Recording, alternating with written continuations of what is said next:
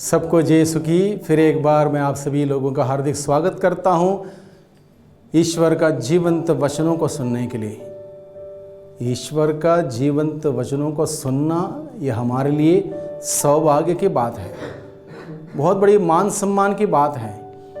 बहुत सारे लोग सुनना चाहते होंगे लेकिन उन्हें शायद पता भी नहीं सच्चा ईश्वर कौन है, सच्चा ईश्वर की कौन सी वाणी है। आप और हम सौभाग्यशाली हैं, ईश्वर का वचन सुन सकते। इसलिए मैं आप सबों का स्वागत करता हूँ आज के दिन में, और एक नया विषय लेकर मैं आपके सामने आया हूँ। विषय है नाम से नहीं काम से। इस विषय को लेकर हम लोग मनन चिंतन करेंगे, और इस विषय को आपके सम्मुख शेयर करने से पहले मैं आपके सामने धर्म ग्रंथ से छोटा सा प्रसंग पढ़ के सुनाना चाहता हूँ।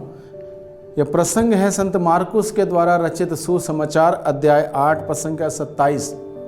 यहाँ पर लिखा है 27 से आगे। यहाँ पर लिखा है, ईसा अपने शिष्यों के साथ कैसरिया फिलिप्पी के गांवों की ओर चले। रास्ते में उन्होंने अपने शिष्यों से पूछा, मैं कौन हूँ? इस विषय में लोग क्या कहते हैं? उन्होंने उत्तर दिया, यूहन्ना बपतिस्ता। कुछ लोग कहते हैं एलियस, और कुछ लोग कहते हैं नबियों में से कोई। इस पर ईसा ने पूछा, और तुम क्या कहते हो कि मैं कौन हूं? पेतरुस ने उत्तर दिया, आप मसीह हैं। इस पर उन्होंने अपने शिष्यों को कड़ी चेतावनी दी कि तुम लोग मेरे विषय में किसी को भी कुछ नहीं बताना। इस प्रसंग के आधार पर हम लोग मनन चिंतन करें आज के दिन में, नाम से नहीं काम से। यह शीर्षक मैंने इसलिए लिया क्योंकि इस प्रसंग में मैं पढ़ रहा था। बहुत ही सुंदर तरीके से प्रभु ने मुझे प्रेरणा दी इस प्रसंग को पढ़ के मनन चिंतन करते वक्त। सबसे पहले प्रभु जानना चाहते थे क्या लोग प्रभु को जान गए या नहीं जाने, समझ गए या नहीं समझे, और समझते हैं तो क्या समझते हैं, जानते हैं तो क्या जानते हैं। इस बात को जानना चाहते थे। इसलिए प्रभु ने अपने शिष्यों से पूछा, लोग क्या कहते हैं कि मैं कौन हूँ? लोग क्या कहते हैं मैं कौन हूँ?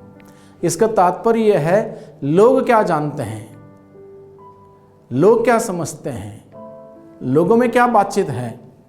ये पूछा, क्या लोग जानते हैं मैं कौन हूँ?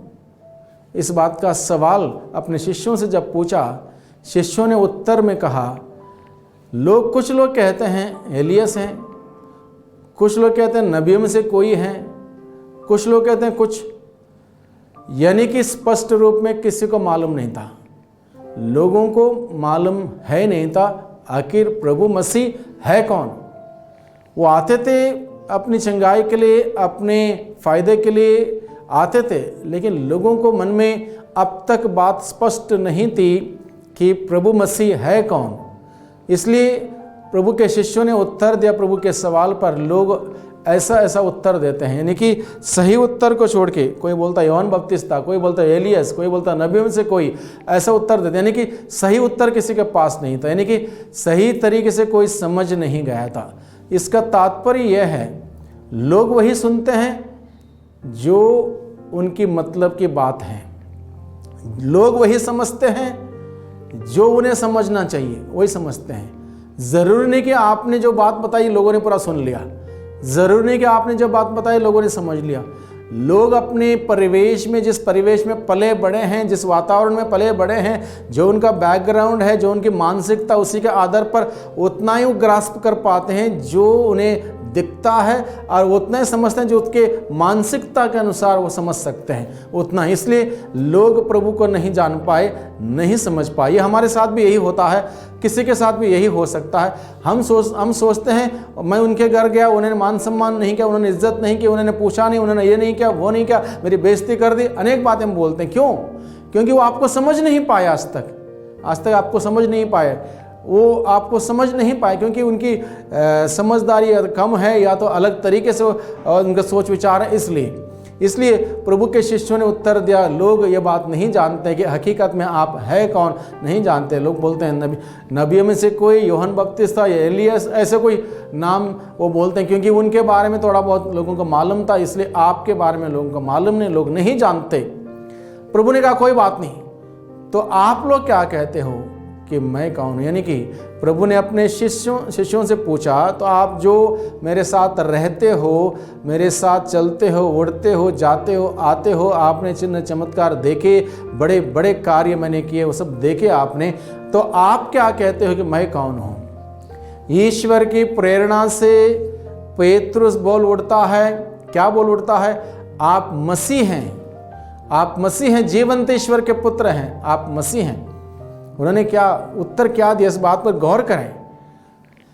पेतरुस ने यह नहीं कहा कि आप यीशु हैं, उसने नाम नहीं बताया, उसने नाम नहीं बताया, उसने यीशु का काम बताया। क्या बताया? आप मसीह हैं, यानी कि आप मुक्तिदाता हैं, यानी कि आप उद्धार करता हैं, यानी कि आप सेवियर हैं। प्रभु का काम उन्होंने बताया। और प्रभु ने तुरंत अपने शिष्यों को आदेश दिया, इस बात को किसी और से शेयर मत करना, क्योंकि लोग अब तक समझ नहीं पाए प्रभु है कौन। पेतरुस ने ईश्वर की प्रेरणा से बताया प्रभु का कार्य क्या है, किस मकसद से प्रभु इस धरती पर आए, किस मकसद से प्रभु इस धरती पर इस बात को उन्होंने उद्घोषित किया वहाँ पर। आप मसीह हैं, यानी कि आप मुक्तिदाता हैं, आप बचाने वाले हैं, आप सेवियर हैं, इस बात को बताया। पेतरुस ने ये नहीं बताया आप यीशु हैं, नहीं बताया। अब हम सबों को भी क्या है, नाम से नहीं काम से हमें जाना चाहिए। हमारे काम के द्वारा लोग हमें जान जाएं, लोग हमें समझ जाएं कि मैं कौन हूं। जब नॉर्मली किसी से हम पूछते हैं आप कौन हो, वो क्या बोलते हैं? उनका नाम बोलते हैं। आओ थोड़ा पूछने पर उनके माता पिता का नाम बोलते हैं। आओ थोड़ा गहराई में थोड़ा बातचीत हुई तो उनका अता पता पता चल जाता, तो उनका एड्रेस पता चल जाता है। तो आप जब पूछते हो आप कौन हो, या मैं जो पूछता हूं, या मुझसे कोई पूछता आप कौन हो, वो मुझसे ये नहीं पूछता तुम्हारा नाम क्या है। कभी कभार हम छोटे बच्चों से पूछते हैं बेटा तुम्हारा नाम क्या है, वो बात अलग है। आप कौन हो, इस सवाल के लिए उत्तर क्या है हमारा? मेरा नाम ये है। हम लोग नाम बोलते हैं, या हमारा माता पिता का नाम बोलते हैं, उसका बेटा हूं या बेटी हूं, इस जगह पर रहते, एड्रेस बताते हैं। सवाल वहां पर वो नहीं था, आप कौन हैं, उसका उत्तर अलग है। किसी ने नाम नहीं पूछा आपका नाम क्या है, कहाँ रहते हो नहीं पूछा, माता पिता कौन है नहीं पूछा, लेकिन हम उत्तर देते हैं वही, आप कौन हो, उत्तर देते हैं हम ये। यानी कि हम स्वयं को भी बहुत अच्छी तरह से नहीं जानते हैं, अपने आप को भी नहीं जानते हैं। हमें अपने आप को जानने की ज़रूरत है, अपने आप को भलीभांति जानने की ज़रूरत है। मैं कौन हूँ, ये सवाल हम ले लें, मैं कौन हूँ। ये सवाल की गहराई में जाएं, इस सवाल का गहराई में जाएंगे, हमें पता चलेगा कि मैं ईश्वर के द्वारा रचित सृष्टि का मुकुट हूं। I am God's creation, the crown of God's creation. सृष्टि का मुकुट हूं। ईश्वर ने मुझे अपने सदृश्य बनाया, अपने अनुरूप बनाया, और मुझे मेरे माता पिता ने मुझे ये नाम दिया। और गहराई में जाने पर हमें पता चलता हमारी पहचान, हमारी परिचय, अपने आप को हम कैसे परिभाषित कर सकते हैं, अपने सोच के द्वारा, अपने विचारों के द्वारा, अपने कार्यों के द्वारा, हमारे उठना बैठना, हमारा चाल चलन, इन टोटालिटी सब कुछ हमें परिभाषित करता है। इस टोटालिटी में हमें डिफाइन करता, हमारा सोचना, उठना बैठना, हमारी मानसिकता, काम करने का तरीका, उठने का, बैठने का, बोलने का, एक दूसरे के साथ रिलेट करने का तरीका, everything is counted in total, that is me.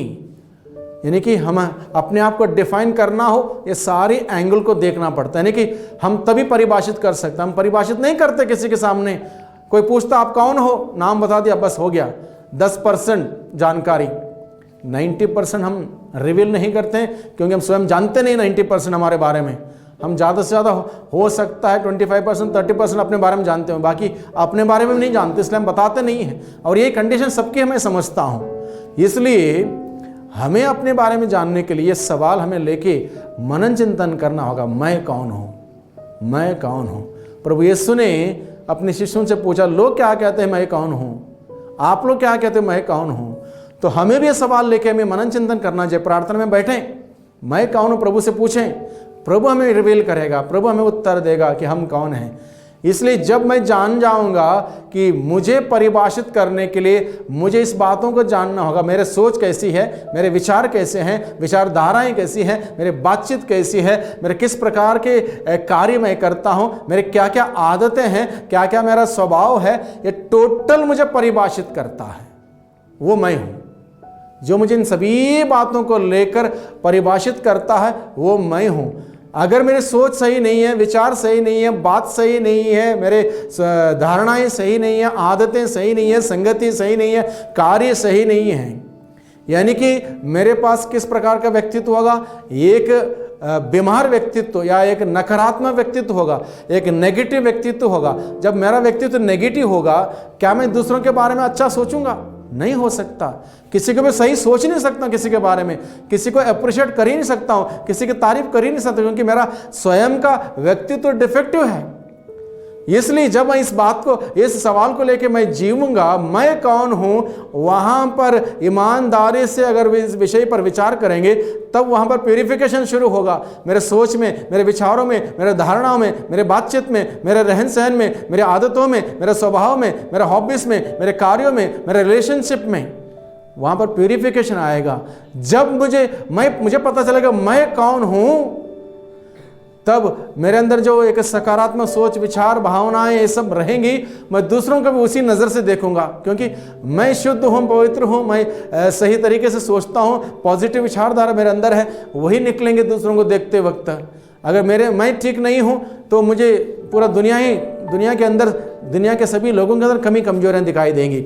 इसलिए प्रभु हमें आज के दिन में पूछता है, हमें सिखाता है, हम नाम से नहीं, केवल ईसाई नाम रख दिया, गॉडविन, माय गुडनेस, कितना भारी भरकम नाम, गॉडविन, और कार्य सारे शैतान के। क्या फायदा उस नाम का? नाम लिखा गॉडविन, उस ईश्वर का नाम भी आधा जोड़ दिया और गॉडविन लिखा, और काम उसके और कुछ, उस नाम से कोई फायदा नहीं है। यूहन्ना बपतिस्ता से पूछा गया कि आप कौन हो? उसने ये नहीं कहा मेरा नाम यूहन्ना बपतिस्ता है, उसने ये नहीं कहा। उसने क्या कहा? जब यूहन्ना बपतिस्ता से पूछा आप कौन हो, यूहन्ना बपतिस्ता क्या उत्तर देता है? निर्जन प्रदेश में पुकारने वाले की आवाज। यूहन्ना बपतिस्ता बताता है, मैं निर्जन प्रदेश में पुकारने वाले की आवाज हूं, मैं निर्जन प्रदेश में पुकारने वाले की आवाज हूं मैं। उसने ये नहीं बताया मेरा नाम यूहन्ना बपतिस्ता है, नहीं बताया। नाम बताने की जरूरत नहीं है, हमारे काम से लोग जान जाएं कि मैं कौन हूं।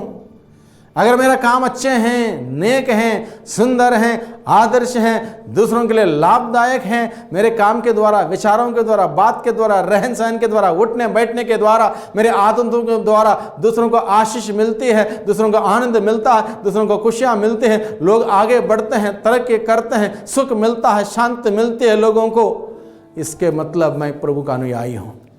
इसके मतलब मैं प्रभु का अनुयायी हूँ। केवल एक ईसाई नाम लेने से ईसाई नहीं होता।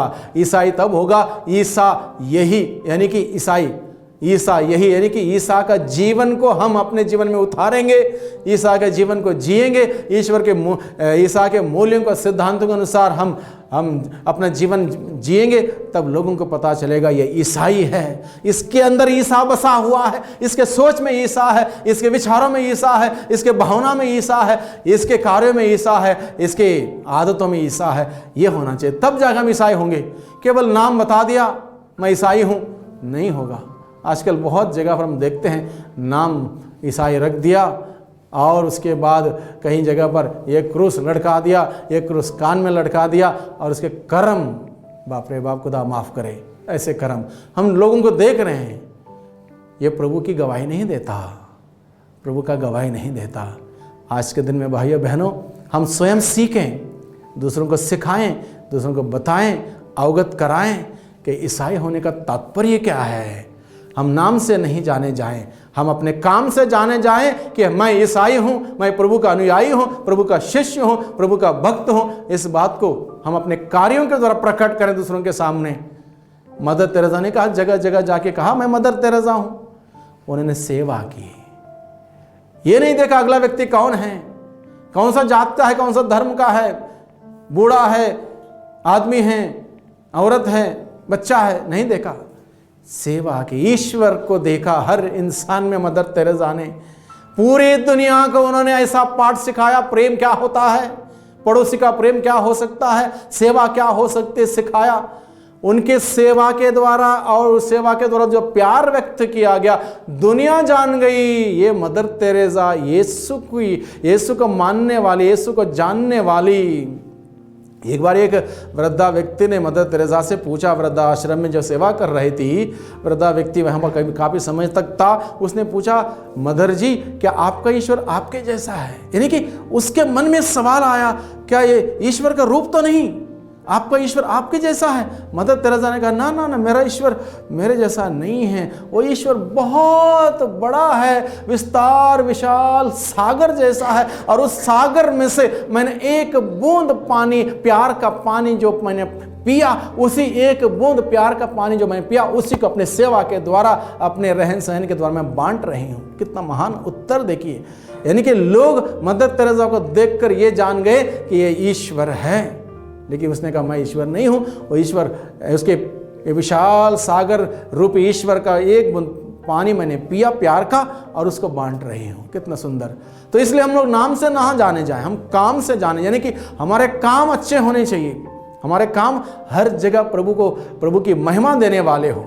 हर जगह हमारे काम, हमारे सोच, हमारे विचार, हमारे आदतें, हमारे रहन सहन, हमारा उठना बैठना प्रभु को महिमा देने वाला हो, तब जाके मैं एक अच्छा ईसाई जीवन बिताता हूँ। अन्यथा केवल दिखावा, नाम ईसाई रख दिया, क्रूस लटका दिया, कोई फायदा नहीं है, प्रभु की गवाही नहीं होती।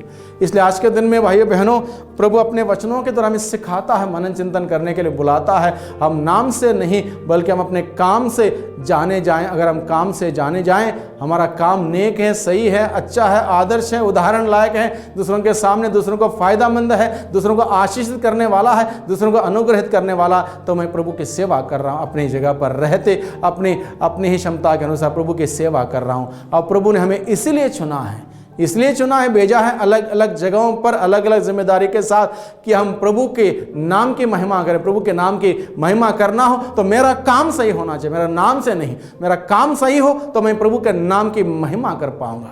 इसलिए आज के दिन में भाइयों बहनों, प्रभु का वचन हम लोगों ने सुना, इसलिए हम विचार करें मेरा काम कैसा है।